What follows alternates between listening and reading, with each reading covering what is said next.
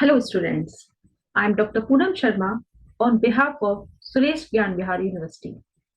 Today, I am going to deliver my lecture on memory management allocation techniques.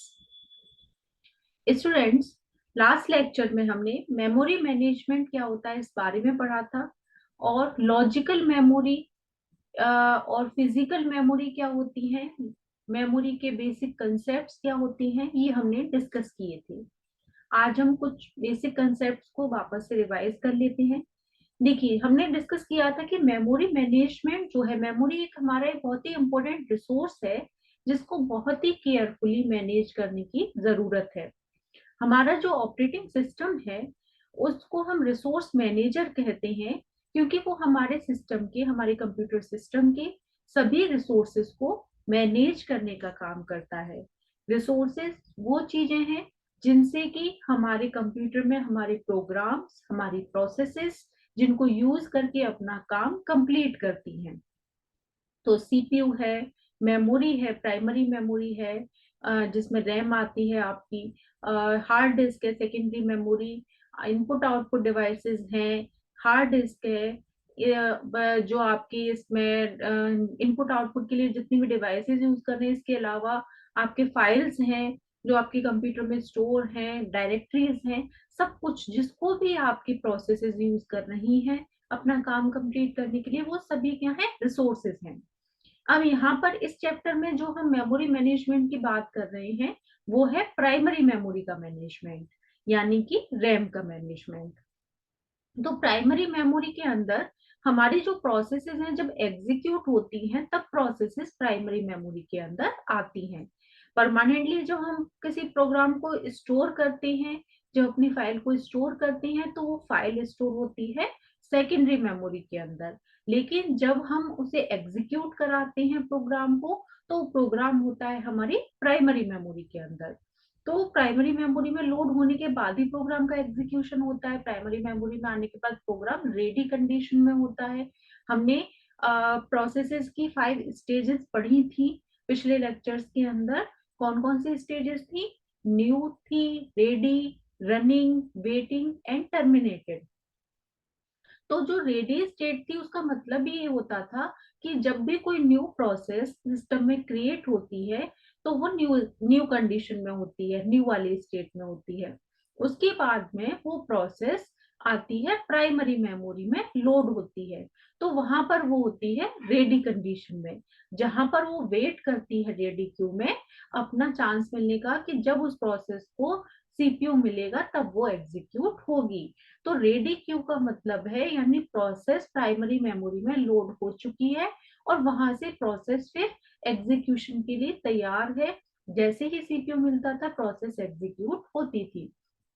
तो जो primary memory में load वाली चीज है वहां पर अब हमें मैनेज करना है कि प्रोसेसेस, जब कई सारी प्रोसेस ऐसी होती है जो न्यू प्रोसेसेस क्रिएट होती हैं, तो अब वहां भी सिलेक्शन होता था कि कौन सी प्रोसेस को प्राइमरी मेमोरी में लोड करना है, किस प्रोसेस को वहां पे लोड करना है। हमें वहां पे जो सिलेक्शन करना है ये क्या है, मेमोरी मैनेजमेंट का पार्ट होता है। तो प्रोसेसेस को लोड करना प्राइमरी मेमोरी में, स्पेस प्रोवाइड कराना, और जब कोई प्रोसेस कंप्लीट हो जाए तो प्रोसेस क्या होती थी, कंप्लीट होने के बाद में टर्मिनेट होती थी। तो जब कोई प्रोसेस टर्मिनेट हो तो टर्मिनेट होने के बाद में उस प्रोसेस को स्पेस वहां से फ्री कराना।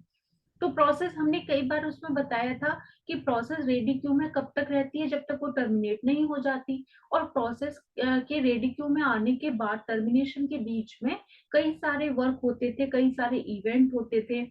जैसे कि प्रोसेस एग्जीक्यूट हो रही है, एग्जीक्यूशन के बाद में प्रोसेस कई बार इनपुट आउटपुट के लिए वेटिंग क्यू में चली जाती थी, कई बार प्रोसेस कोई चाइल्ड प्रोसेस क्रिएट कर देती थी, और फिर चाइल्ड प्रोसेस जब कंप्लीट होती थी तब पेरेंट प्रोसेस उसका रिजल्ट लेके वापस से रेडी क्यू में आ जाती थी और फिर सीपीयू के मिलने का वेट करती थी। तो इस तरह से, या किसी इंटरप्ट के होने का वेट करती थी, इस तरह की चीजें हम पहले पढ़ चुके हैं लास्ट लेक्चर्स के अंदर प्रोसेस मैनेजमेंट में।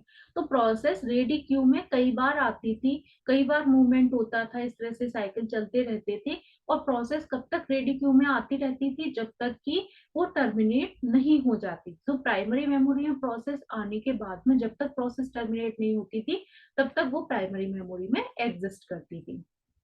उसके बाद में जब प्रोसेस प्राइमरी मेमोरी से टर्मिनेट हो गई, टर्मिनेट होने के बाद में उस स्पेस को खाली कराना, डीएलोकेट कराना, और उस स्पेस को जो नई प्रोसेसेस वेट कर रही हैं उनमें से किसी एक प्रोसेस को वो स्पेस प्रोवाइड कराना। तो मेमोरी में स्पेस एलोकेशन कराना, स्पेस डीएलोकेट कराना, ये सब काम भी मेमोरी मैनेजमेंट के अंदर ही आता है। तो मेमोरी हमारा बहुत ही इंपॉर्टेंट रिसोर्स होता है और इसको प्रॉपरली मैनेज करना ऑपरेटिंग सिस्टम का काम होता है। तो जब भी हम मेमोरी मैनेजमेंट की बात करेंगे दैट मीन्स हम क्या कर रहे हैं, प्राइमरी मेमोरी का मैनेजमेंट कर रहे हैं। और जब हम सेकेंडरी मेमोरी का करेंगे तब हम अलग से उसको नेक्स्ट चैप्टर्स के अंदर उसके बारे में डिस्कस करेंगे।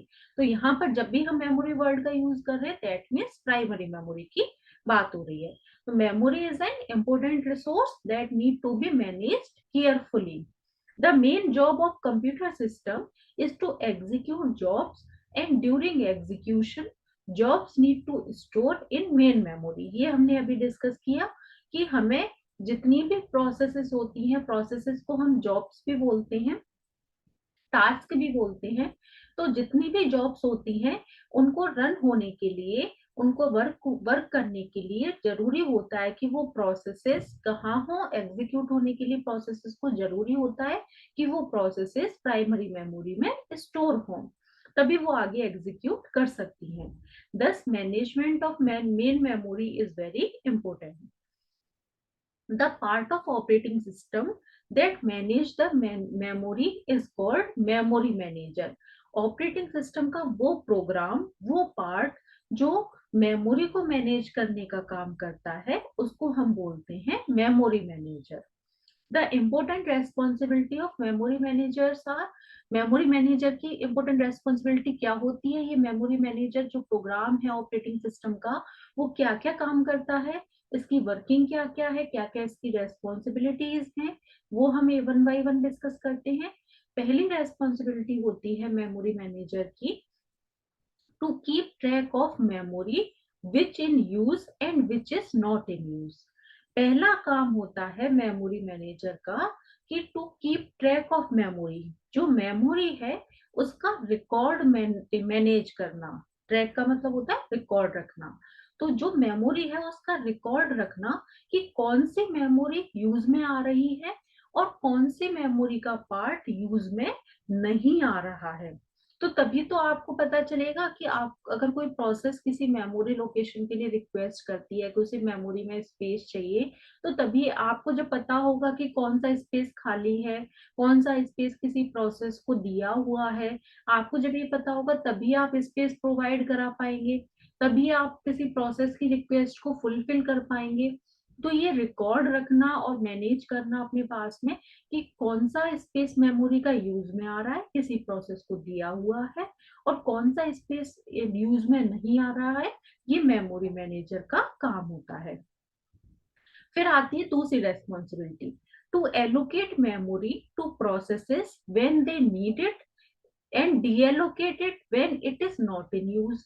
दूसरा वर्क है कि जब कोई प्रोसेस मेमोरी के लिए रिक्वेस्ट करे तो उसको मेमोरी स्पेस प्रोवाइड कराए। पहले ये सर्च करता है, जब कोई प्रोसेस रिक्वेस्ट करती है कि उसे मेमोरी में स्पेस चाहिए तो पहले वो क्या करता है, जो रिकॉर्ड सबसे पहले वाले जो वर्क किया था, रिकॉर्ड रखा था उसने कि मेमोरी में कौन सा स्पेस अवेलेबल है कौन सा अवेलेबल नहीं है, तो वहां वो रिकॉर्ड में पहले चेक करता है कि कौन कौन से स्पेसेस हैं जो अवेलेबल हैं। फिर उनमें से देखता है कि कौन सा स्पेस इस प्रोसेस को दिया जा सकता है, इसके लिए सुटेबल है, जहां ये प्रोसेस आ सकती है, तो उनमें से उस स्पेस को उस प्रोसेस को प्रोवाइड कराया जाता है। उस स्पेस को प्रोसेस को दे देंगे, फिर उसके बाद में वो प्रोसेस एग्जीक्यूट होगी, अपना काम करेगी। जब उसका काम कंप्लीट हो जाएगा और वो प्रोसेस टर्मिनेट हो जाएगी तो फिर उससे वो प्रोसेस डीएलोकेट कराना, यानी वो स्पेस वापस ले लेना, जिससे कि वो स्पेस फ्री हो जाए और जो रिकॉर्ड जो वो रख रहा है उस रिकॉर्ड में उस स्पेस को फ्री स्पेस की लिस्ट में ऐड कर देना। तो फ्री स्पेस की लिस्ट में ऐड हो जाएगा, तो बाकी की जो प्रोसेसेस वेट कर रही हैं मेमोरी में आने का, वो देखेंगे स्पेस फ्री है, उनमें से किसी प्रोसेस को वापस से स्पेस एलोकेट करा दिया जाएगा। तो एक तरह से देखा जाए तो एक टेबल मेंटेन करता है मेमोरी मैनेजर, जिसमें क्या इंफॉर्मेशन रखता है, एलोकेटेड और फ्री, दो इंफॉर्मेशन मेंटेन करता है। कौन कौन से मेमोरी स्पेसेस हैं जो एलोकेट कर रखे हैं, कौन कौन से स्पेसेस हैं जो फ्री हैं। तो जब भी कोई प्रोसेस रिक्वेस्ट करती है किसी स्पेस के लिए, तो वो देखता है कि क्या उसके पास में कौन कौन से स्पेसेस हैं जो फ्री हैं, और वो प्रोसेस कितनी बड़ी है, और उनमें से कौन सा स्पेस उस प्रोसेस को प्रोवाइड किया जा सकता है जहां की वो प्रोसेस आ जाए। फिर वो स्पेस उस प्रोसेस को प्रोवाइड कर दिया जाता है। अब इसमें किस तरह से स्पेस प्रोवाइड करेंगे, एलोकेशन के मेथड हम आगे पढ़ेंगे। तो उनमें से, उन स्पेसेस में से प्रोसेस को स्पेस प्रोवाइड कर दिया जाता है। फिर वो प्रोसेस एग्जीक्यूट होती है। एग्जीक्यूट होने के बाद में, और जैसे ही प्रोसेस को स्पेस प्रोवाइड कराते हैं ना, वहां फ्री वाला जो लिस्ट थी, फ्री वाली लिस्ट में से उस स्पेस को हटा देते हैं और उसे एलोकेट, वहां पे क्या कर देते हैं, फ्री की जगह एलोकेटेड, यानी अब वो स्पेस क्या हो गया, एलोकेटेड में चला गया।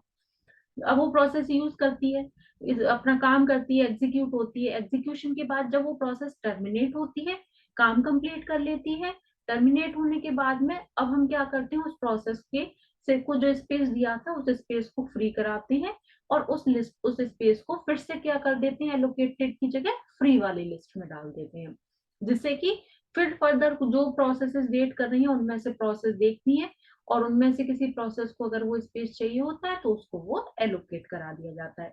तो इस तरह से स्पेस, किसी प्रोसेस की रिक्वायरमेंट के हिसाब से स्पेस एलोकेट कराना, और जब काम कंप्लीट हो जाए तो इस स्पेस को डी एलोकेट कराना, ये काम भी होता है मेमोरी मैनेजर का। इसके बाद में तीसरा जो वर्क आता है वो आता है to manage swapping between main memory and disk. अब ये स्वैपिंग क्या होती है, स्वैपिंग जो होती है, स्वैपिंग का कंसेप्ट दो वर्ड से मिलकर बना है, swap in and swap out. ये swap in and swap out का कंसेप्ट हम मीडियम टर्म शेड्यूलर पढ़ा था जब हमने, तब उसके साथ में बताया था। आपको जब शेड्यूलर पढ़ाए थे पिछले लेक्चर्स के अंदर, तब आपको तीन तरह के शेड्यूलर्स पढ़ाए थे, long term scheduler, medium term scheduler and short term scheduler. तो जो मीडियम टर्म शेड्यूलर था, जिसे मेमोरी शेड्यूलर भी बोलते थे, तब मैंने आपको इस स्वैपिंग का कंसेप्ट बताया था।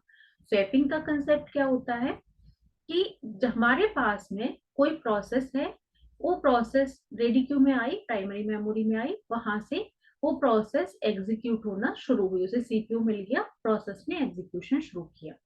उसके बाद में वो प्रोसेस को कुछ वेट, किसी चीज के लिए वो वेट करने लगी, किसी इवेंट के लिए वो वेट करने लगी, चाहे इनपुट आउटपुट हो, कोई इवेंट हो, कोई इंटरप्ट हो, कुछ भी रीजन रहा, वो प्रोसेस वेटिंग में चली गई।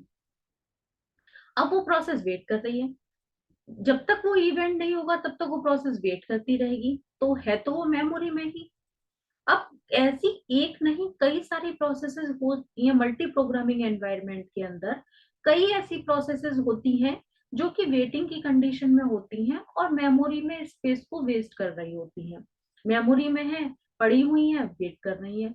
अब वो स्पेस अनयूटिलाइज्ड हो रहा है, हमारा यूटिलाइज नहीं हो रहा, स्पेस उन्होंने क्या कर रखा है, कंज्यूम कर रखा है, वो ना तो आगे बढ़ रही है क्यों, और सिर्फ वहां पर उन्होंने स्पेस होल्ड कर रखा है, वेटिंग में पड़ी हुई है। अगर हम उन प्रोसेसेस को वहां से हटा दें तो वो स्पेस खाली हो जाएगा, और वहां पे नई प्रोसेसेस आ जाएंगी जो आगे एग्जीक्यूट कर लेंगी और अपना काम कंप्लीट कर सकती हैं। तो हम क्या करते हैं, जो मीडियम टर्म शेड्यूलर होता है, मेमोरी शेड्यूलर, वो क्या करता है, वहां से प्रोसेसेस जो वेटिंग में हैं उनमें से प्रोसेसेस को सेलेक्ट करता है, और सेलेक्ट करके उन प्रोसेसेस को हार्ड डिस्क पे डाल देता है, बैकिंग स्टोर में डाल देता है। इसे कहते हैं स्वैप आउट करना। वहां से प्रोसेस जो वेटिंग में है, जो अननेसेसरीली वहां पे स्पेस को होल्ड किए हुए हैं प्राइमरी मेमोरी में, उन प्रोसेसेस को वहां से पिक करें और सेकेंडरी स्टोरेज पे डाल दें, और उनसे कहें वो वहां पे जाके वेट करें। वो प्रोसेसेस वहां पर वेट करेंगी, स्पेस खाली हो जाएगा, उस स्पेस पर नई प्रोसेसेस जो वेट कर रही थी रेडी क्यू में, वहां से, सॉरी रेडी क्यू में, न्यू प्रोसेसेस जो वेट कर रही थी, उन प्रोसेसेस को वहां रेडी क्यू में लेके आ जाओ। नई प्रोसेसेस आएंगी, वो आगे एग्जीक्यूट होंगी सीपीयू पे, अपना काम करेंगी, हो सकता है आगे टर्मिनेट हो जाए, उनका काम कंप्लीट हो जाए, फिर नई प्रोसेसेस आ जाए, वो उस स्पेस को यूटिलाइज कर लें। तो इस तरह से वो प्रोसेसेस आगे नई प्रोसेसेस अपना काम कर सकती हैं। जब जो प्रोसेस वेट कर रही थी, जिन्हें स्वैप आउट किया था, उनका काम कंप्लीट हो जाए, उनकी वेटिंग कंप्लीट हो जाए, वो जिस इवेंट का वेट कर रही थी वो इवेंट अकर हो जाए, तो उन प्रोसेसेस को वापस से स्वैप इन कर दिया जाए मेन मेमोरी के अंदर। जैसे स्पेस खाली हो, मेन मेमोरी के अंदर स्वैप इन कर दिया जाए वापस से।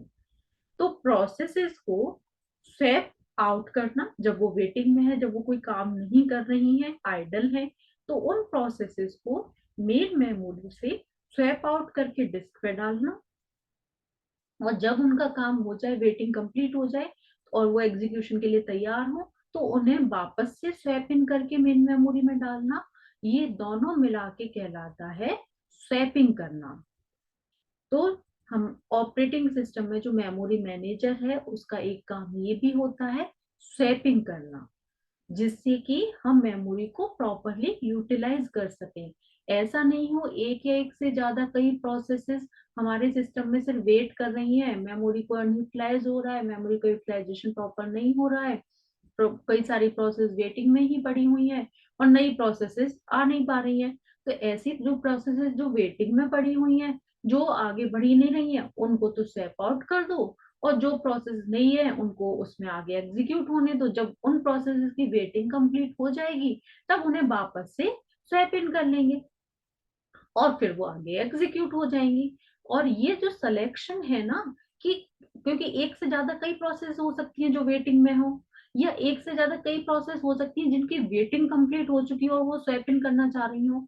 तो ये जो सिलेक्शन वाला जो काम है ना, कि किस प्रोसेस को, अब मल्टीपल प्रोसेसेस हैं जो वेटिंग कर रही हैं, तो किस प्रोसेस को पहले स्वैप आउट करना है इनमें से, या जो प्रोसेस जिनकी वेटिंग कंप्लीट हो गई है और वो वेट कर रही है कि उन्हें प्राइमरी मेमोरी में आना है, तो किस प्रोसेस को पहले स्वैप इन कराना है मेमोरी में।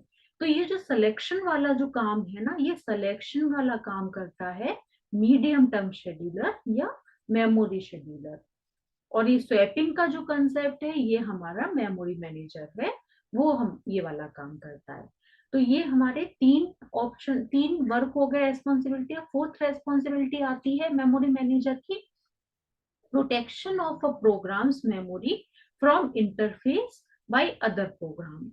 जो हमारे प्रोग्राम्स हैं, मल्टीपल प्रोग्राम्स हैं मल्टी प्रोग्रामिंग सिस्टम में, जो कि मेमोरी के अंदर स्टोर्ड हैं, आके स्टोर होती हैं, तो हमें इसमें प्रोटेक्शन प्रोवाइड कराना, जो मेमोरी मैनेजर है उसकी इम्पोर्टेंट रेस्पॉन्सिबिलिटी ये भी है कि जो प्रोग्राम्स हैं, मल्टीपल प्रोग्राम जो हमारी मेमोरी में स्टोर हो रहे हैं कंप्यूटर की में, उनको प्रोटेक्शन प्रोवाइड कराना, जिससे एक प्रोग्राम दूसरे प्रोग्राम में किसी भी तरह का इंटरफेरेंस न करे, एक प्रोग्राम का डेटा दूसरे प्रोग्राम के डेटा में किसी भी तरह का इंटरफेरेंस न करे।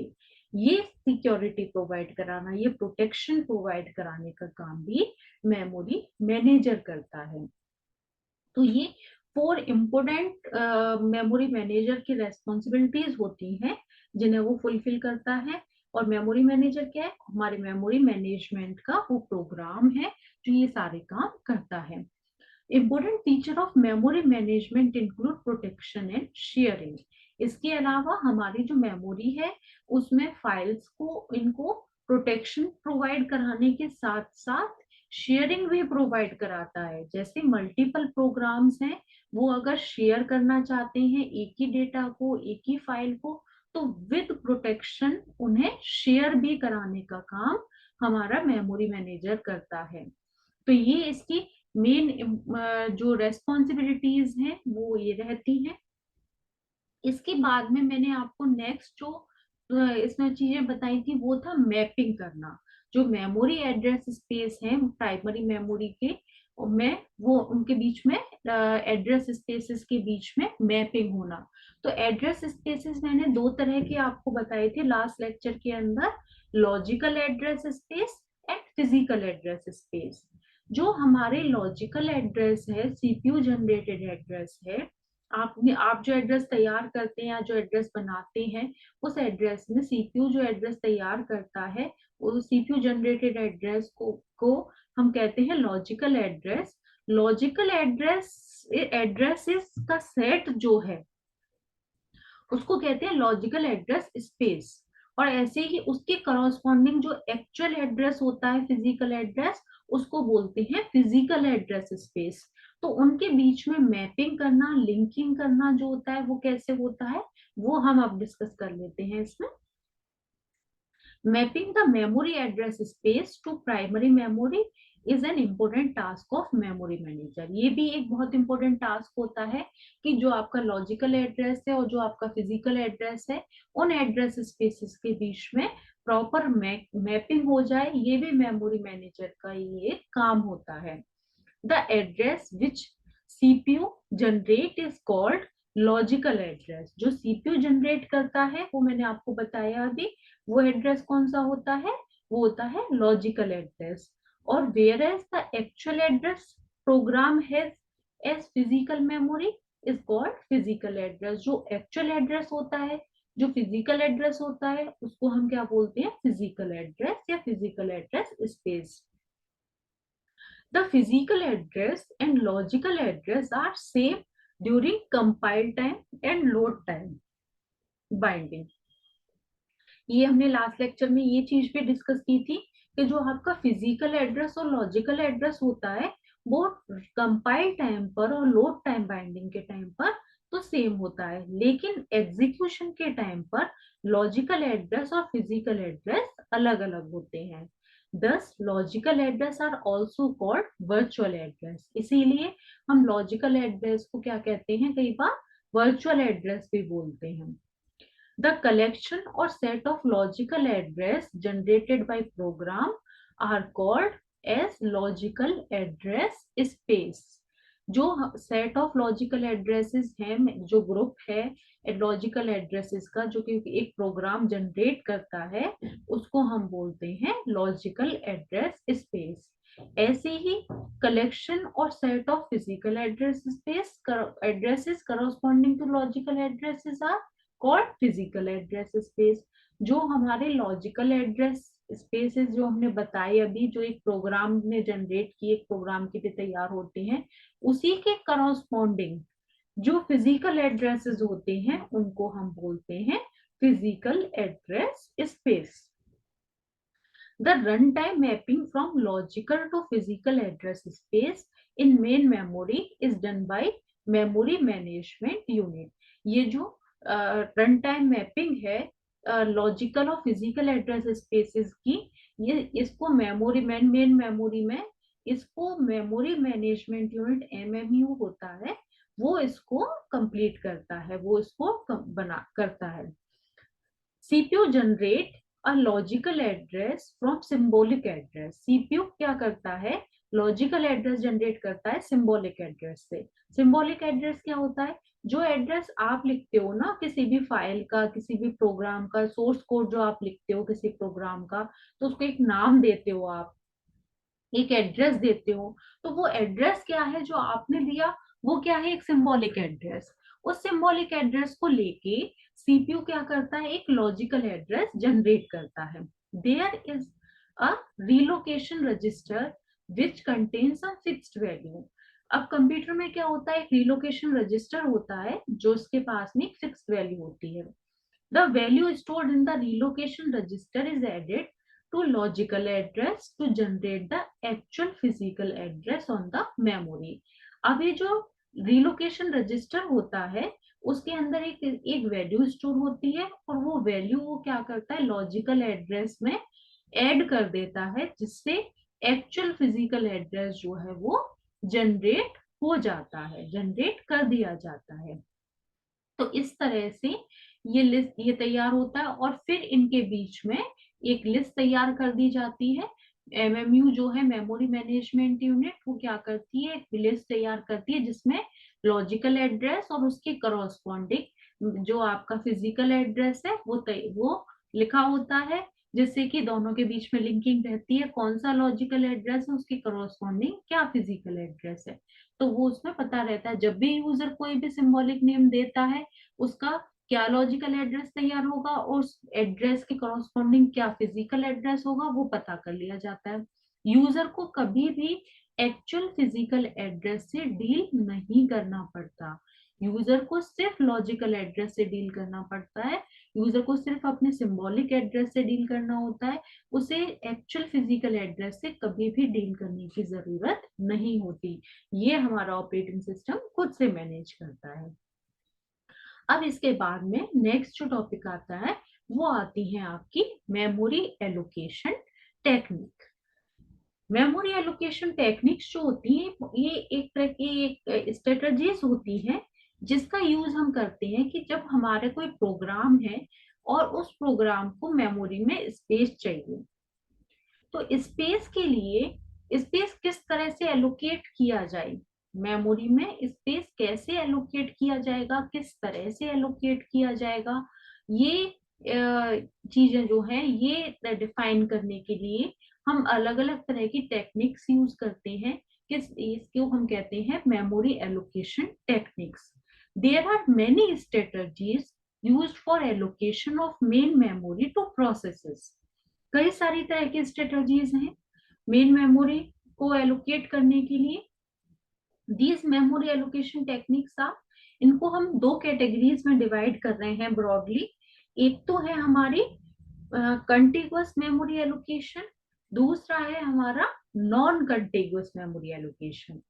कंटिगुअस मेमोरी एलोकेशन का मतलब क्या होता है कि मेमोरी के अंदर जो हम स्पेसेस हैं, यानी एक प्रोग्राम जो उसको स्पेस जो प्रोवाइड कराएंगे वो कंटिगुअस होगा। और नॉन कंटिगुअस का मतलब है कि स्पेस जो किसी प्रोग्राम को प्रोवाइड कराया जाएगा वो अलग अलग स्पेसेस पे डिफरेंट डिफरेंट प्लेसेस पर होगा, कंटिगुअस नहीं होगा। यानी कि contiguous memory space allocation technique के अंदर तो आपका पूरा प्रोग्राम एक साथ ही होगा, एक साथ ही पूरा प्रोग्राम स्टोर होगा। तो आपको पूरा स्पेस ऐसा देखना पड़ेगा जहां की आपका पूरा प्रोग्राम एक साथ स्टोर हो सके, ऐसा स्पेस आपको ढूंढ के मेमोरी में देना पड़ेगा। जबकि नॉन कंटिगुअस स्पेसेस के अंदर ये बाउंडेशन नहीं होती है। नॉन कंटिगुअस एलोकेशन के अंदर आप पूरे प्रोग्राम को छोटे छोटे पार्ट्स में अलग अलग जगह पर स्टोर कर सकते हो, कोई पार्ट कहीं कर सकते हो, कोई पार्ट कहीं कर सकते हो, कोई पार्ट कहीं कर सकते हो। नॉन कंटिगुअस स्पेसेस पे आप अपने एक प्रोग्राम को स्टोर कर सकते हो। ये फैसिलिटी नॉन कंटिगुअस एलोकेशन के अंदर ही होती है। तो हम एक एक करके इन एलोकेशन टेक्निक्स को पढ़ेंगे। सबसे पहले हम लेते हैं कंटिगुअस मेमोरी एलोकेशन।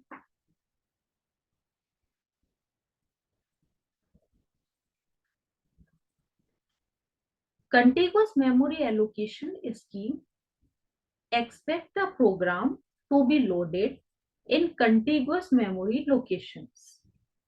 जैसा कि मैंने आपसे कहा कि कंटिगुअस मेमोरी लोकेशन स्कीम के अंदर क्या होता है कि जो आपका प्रोग्राम है वो कंटिगुअस मेमोरी लोकेशंस पर ही लोड होता है।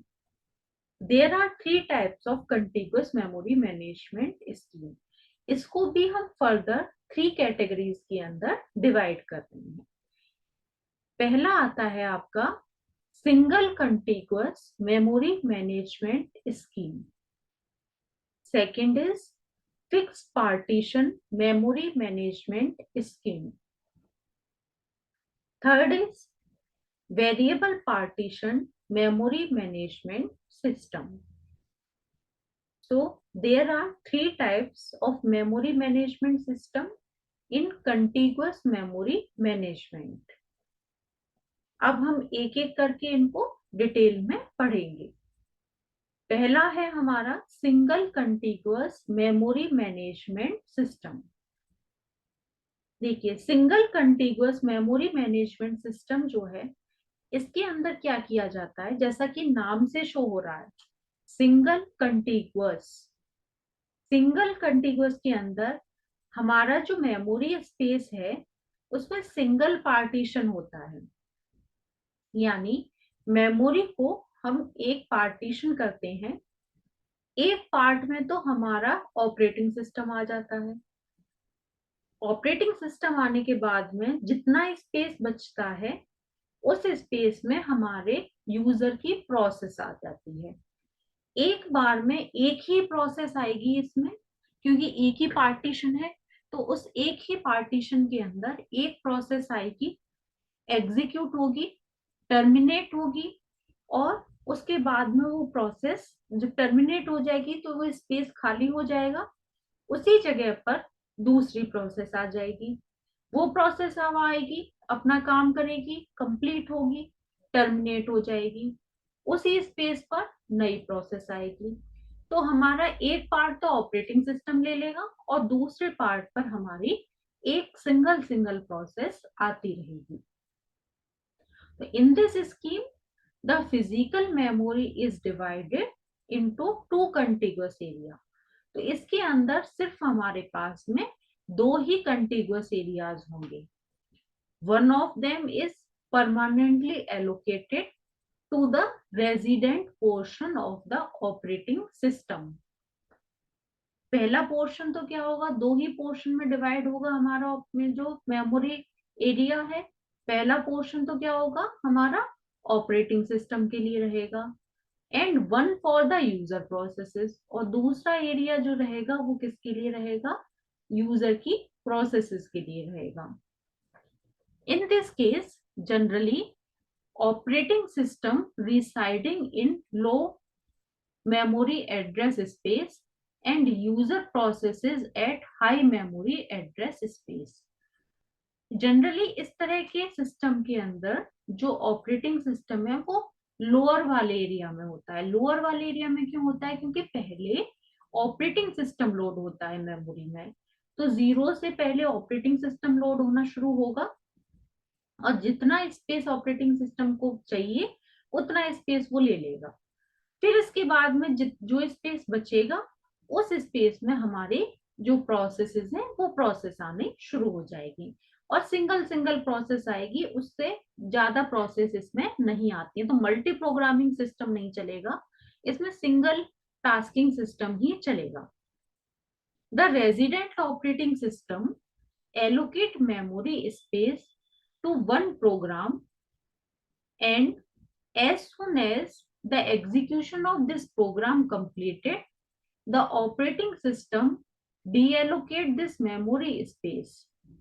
जो ऑपरेटिंग सिस्टम है हमारा, जैसे ही हमारा ऑपरेटिंग सिस्टम पहले लोड हुआ, मेमोरी में आ गया, उसके बाद में वो ऑपरेटिंग सिस्टम क्या करेगा, किसी एक प्रोग्राम को, किसी एक प्रोसेस को यहाँ पर स्पेस देगा, मेमोरी एलोकेट कराएगा। मेमोरी में प्रोसेस आ जाएगी, उस प्रोसेस को एग्जीक्यूट कराएगा, प्रोसेस एग्जीक्यूट होगी, कंप्लीट होगी, और फिर उसके बाद में वो जैसे ही टर्मिनेट होगी तो वो उस स्पेस से उस प्रोसेस से उस स्पेस को डीएलोकेट करा देगा, and allocate the space to the new program, और नए प्रोग्राम को वो स्पेस एलोकेट करा देगा। इसी तरह से वो मेमोरी फिर से उस प्रोसेस को एग्जीक्यूट कराएगा, वो प्रोसेस फिर से एग्जीक्यूट होगी, अपना काम करेगी, टर्मिनेट होगी, फिर टर्मिनेट होने के बाद में उससे फिर स्पेस ले लेगा उस प्रोसेस से, और वो स्पेस नई प्रोसेस को प्रोवाइड करा देगा। तो इसी तरह से ऑपरेटिंग सिस्टम एक के बाद एक करके प्रोसेसेस को एग्जीक्यूट कराता रहेगा। Thus, this type of memory management scheme was commonly used in single process operating system। तो इस तरह की जो मेमोरी मैनेजमेंट स्कीम है ये हमारे सिंगल प्रोसेस ऑपरेटिंग सिस्टम्स के अंदर ही चलती है। मल्टी प्रोग्रामिंग सिस्टम्स में हम इस स्कीम को यूज नहीं कर सकते, क्योंकि वहां तो मल्टीपल प्रोसेसेस हमारी मेमोरी में आती हैं। तो जहाँ सिंगल प्रोसेसिंग सिस्टम है सिर्फ वहीं पे ये टेक्निक यूज हो सकती है। This scheme support execution of single program at a time. ये वाली स्कीम जो है एक बार में एक ही प्रोग्राम को एग्जीक्यूशन सपोर्ट करती है। तो जैसे फॉर एग्जांपल आप इसमें ले सकते हो, जैसे डॉस होता है, डिस्क ऑपरेटिंग सिस्टम कैसा होता है, single user single tasking system होता है डॉस। एक बार में एक ही टास्क परफॉर्म कर सकते हैं और एक ही यूजर उस पर काम कर सकता है।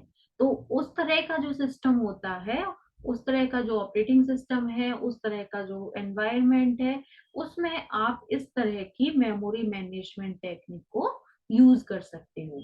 ऐसे ही विंडोज है, तो विंडोज कैसा है, सिंगल यूजर है लेकिन मल्टीटास्किंग है, मल्टी प्रोग्रामिंग है। तो वहां पे आप इस तरह का सिस्टम यूज नहीं कर सकते, क्योंकि जहां पर मल्टीटास्किंग में वहां मल्टीटास्क तो ये ले नहीं सकता, मल्टीपल प्रोसेस इसमें आ ही नहीं सकती हैं। इसमें तो सिंगल सिंगल प्रोसेस आएगी, जैसे डॉस में आती है, एक बार में आप एक ही टास्क, एक ही प्रोग्राम इसमें रन करा सकते हो। तो जहाँ single user single tasking system चलते हैं, वहां पे तो आप इस तरह की टेक्निक्स को यूज कर सकते हैं। लेकिन जहां पर मल्टीटास्किंग सिस्टम चलते हैं, जैसे कि विंडोज है, विंडोज में कैसा होता है, सिंगल यूजर मल्टीटास्किंग होता है, या लिनक्स है, यूनिक्स है, जहाँ मल्टी यूजर मल्टीटास्किंग सिस्टम्स हैं, वहां पर हम इस तरह का सिस्टम यूज, इस तरह की टेक्निक, मेमोरी मैनेजमेंट टेक्निक को यूज नहीं कर सकते। तो ये हमारी कंटिगुअस एलोकेशन के अंदर पहली टेक्निक थी जिसको हमने पढ़ा, जो क्या है, हमारे single contiguous memory allocation technique. इसके बाद में हम नेक्स्ट जो है वो दो टेक्निक्स और पढ़ेंगे।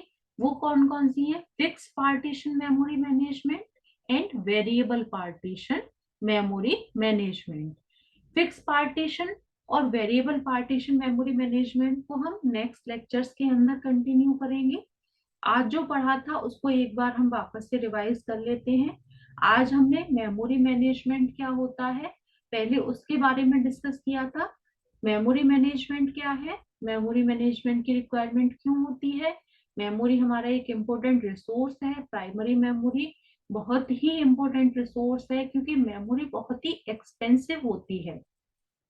आप देखें अपने सिस्टम के अंदर, जैसे हमने रिसोर्सेज की बात की, तो एक तो हमारा सीपीयू बहुत ही एक्सपेंसिव रिसोर्स है।